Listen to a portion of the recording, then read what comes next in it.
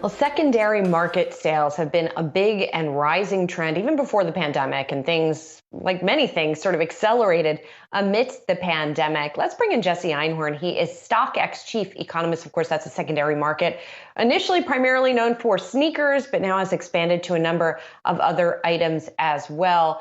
And Jesse, I want to ask you about holiday spending on StockX because kind of the old school traditional way of thinking is you wouldn't buy something either that somebody else had owned, although in many cases the stuff on StockX is pretty pristine, right? And people have bought it to resell it.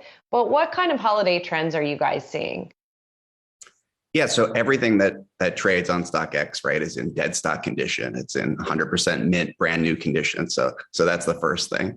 But the trends we're seeing were, a lot of trends that we already expected. For instance, we're seeing a huge surge of demand around the Jordan 11 Cool Gray that released about a week ago. It is an iconic colorway of a very rare Jordan silhouette for people like me who grew up in the 90s watching Jordan play. It just hits that sweet spot of nostalgia and price point, and it's been a massive hit on StockX. It's just one of the best sellers we've seen in a very, very short amount of time. We're also seeing collaborations, out-of-the-box collaborations from brands like Yeezy and The Gap score really big. There's a line of hoodies that Kanye West did with The Gap that are some of the top traded apparel items on the site. We've got collectible toys like the Tesla Hot Wheels collectible, which is like a smaller version of the Cybertruck.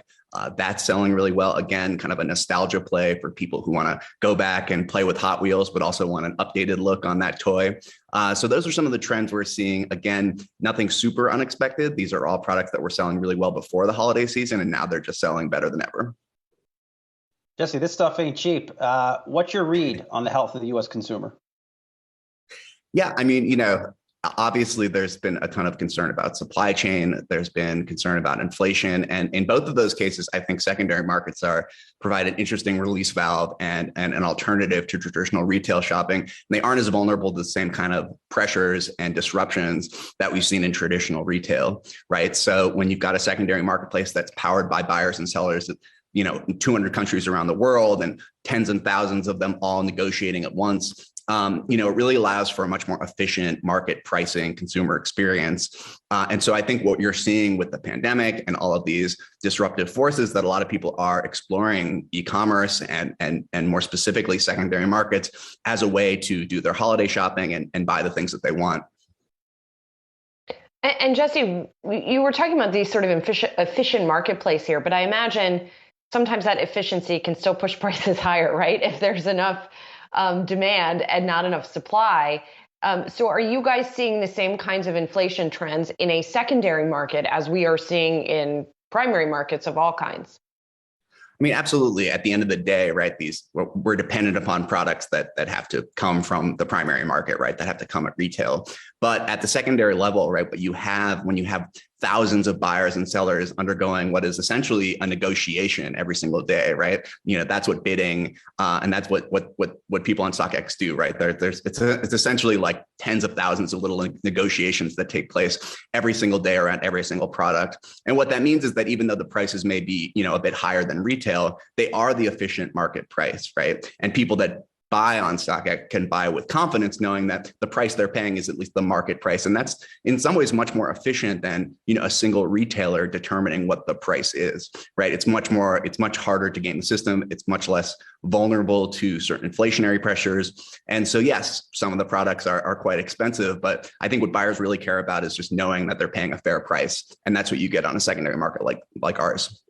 I mean, I guess what I'm asking is, has the fair price gone up from a year ago? I mean, I know it's hard because you're not necessarily selling all of the same product, right? But as far as you can tell, the apples to apples comparison you can make from now versus a year ago or 2 years ago, particularly, have you seen prices in general go up? Not noticeably, not on StockX. And if you look at, say, the Jordan 11 release that I spoke of earlier, that comes out every year. There's a big Jordan 11 release. It's almost always the biggest release of the year. It's almost always one of the top 5 sneakers that sell on StockX each year. And the price of that sneaker this year is right around what we've seen in terms of historical trends. And so, yes, there are some products that that are a little more expensive. I think there's some products that are a little less expensive. The PlayStation, the Xbox, two really popular products on StockX, are actually like a little bit lower in price right now because there've been a number of restocks on the primary market. It could be that we just haven't seen that inflationary pressure trickle up or trickle down, depending on how you want to think about it, to the secondary market. But right now, prices are right about what you'd expect given historical trends. Jesse, what are some of the biggest trends you see on tap for next year?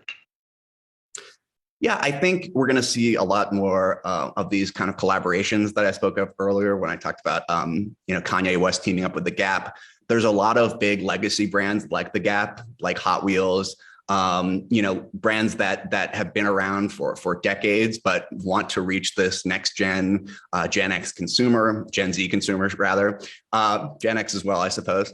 And they're doing that by partnering with these of the moment artists like Kanye West, Cardi B in the case of Reebok, in the case of Hot Wheels, it's Tesla. These are brands that are newer and fresher and have more appeal to a younger audience. So I think you're going to see more of these partnerships between legacy heritage brands and these new artists and new brands, and that's going to fuel a lot of the excitement and demand on the secondary market.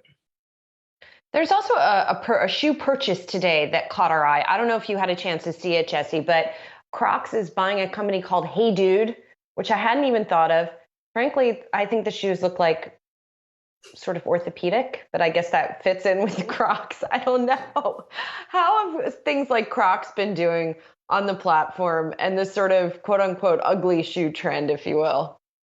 Yeah, beauty is in the eye of the beholder. So I don't want to, be casting aspersions on Crocs, but certainly they've had a reputation for being somewhat ugly. They're one of the most shockingly impressive success stories we've seen on StockX over the last couple of years. It was a brand that was completely off our radar 2-3 years ago. It's now one of the 6 or 7 most popular brands on StockX. Crocs has partnered with, and has done a lot of the collaborations that I was speaking of just in the last answer.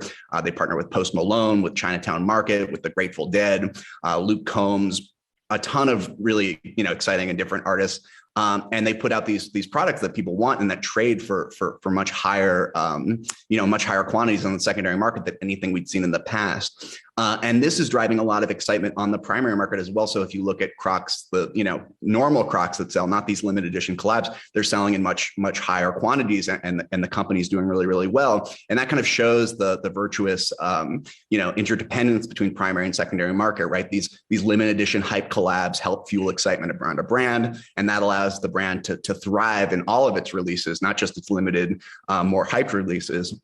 And so Crocs is pursuing that and executing that strategy just brilliantly. I think that's going to be something we're going to see, in the next years, more brands like Crocs kind of follow that same model because it's worked out so well for them. It has indeed. I know Brian Sozzi is a big fan of the story from a stock perspective because we have seen that stock perform quite well. Jesse, thanks so much and happy holidays. Jesse Einhorn is StockX's chief economist. Appreciate it.